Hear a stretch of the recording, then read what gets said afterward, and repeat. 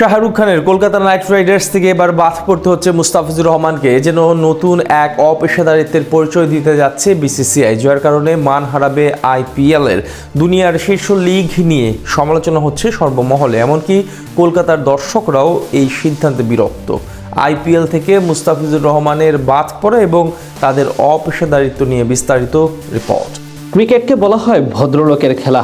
ভদ্রতা, ভ্রাতৃত্ববোধ থেকে শুরু করে পারস্পরিক বন্ধুত্ব, এসব বিশেষণই ঠাঁই হয় খেলাটির নামের সঙ্গে। কিন্তু বিসিসিআই যেন দিন দিন সেটিকে একেবারে নেতিবাচক দিকে নিয়ে যাচ্ছে। পুরো বিশ্ব ক্রিকেটারের জন্য এক বিস্ফোরণে পরিণত হয়েছে এই প্রতিষ্ঠানটি, যার কারণে এবার কপাল পড়তে যাচ্ছে মুস্তাফিজুর রহমানের, সাথে মান কমতে যাচ্ছে আইপিএল এর। অপেশাদারিত্বের চরম পর্যায়ে পৌঁছে গেছে দুনিয়ার শীর্ষ ফ্র্যাঞ্চাইজি লিগটি।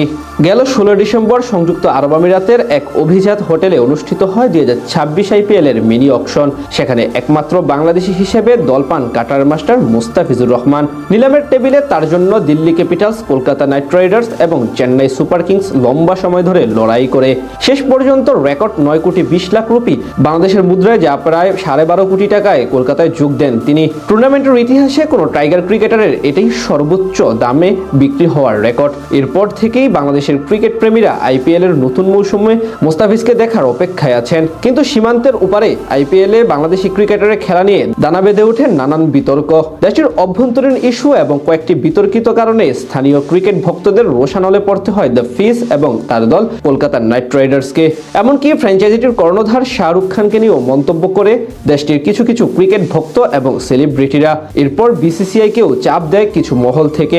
অবশেষে সেই কথা রেখে কলকাতা নাইট রাইডার্স থেকে ফিসকে বাদ দিতে বলল দেশটির ক্রিকেট নিয়ন্ত্রণ সংস্থা।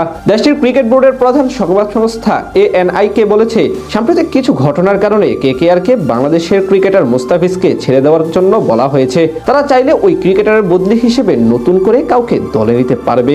আর এতে প্রশ্ন উঠেছে আইপিএল এর পেশাদারিত্ব নিয়ে। ইন্ডিয়া প্রিমিয়ার লিগকে বলা হয় দুনিয়ার সেরা ফ্র্যাঞ্চাইজি টুর্নামেন্ট। সে অনুযায়ী এখানে প্রতিটি দেশের খেলোয়াড়দের সমান সুবিধা এবং সুযোগ দেওয়া উচিত। কিন্তু বাংলাদেশি ক্রিকেটার বলে এবার মুস্তাফিজের সঙ্গে এমন চরম অপেশাদারিত্বের প্রমাণ দিল বিসিসিআই এবং টুর্নামেন্ট কর্তৃপক্ষ। আর এর কারণে এখন বাংলাদেশি ক্রিকেট ভক্তরাও মুখ ফিরিয়ে নিচ্ছে তাদের দিক থেকে। সোশ্যাল মিডিয়া থেকে কলকাতা নাইট রাইডার্স থেকে শুরু করে সবগুলো ফ্র্যাঞ্চাইজিকে আনফলো করছে টাইগার ক্রিকেট ভক্তরা। অনেকে আবার টুর্নামেন্ট বয়কটের ডাক দিয়েছেন, যার কারণে এবার আইপিএল অনেকটাই রং হারাবে। তাছাড়া বিসিসিআই এর এমন অদ্ভুত আচরণ এবং খেলার মাঠে অখেলার সুলভ সিদ্ধান্তটিও নিন্দিত হচ্ছে।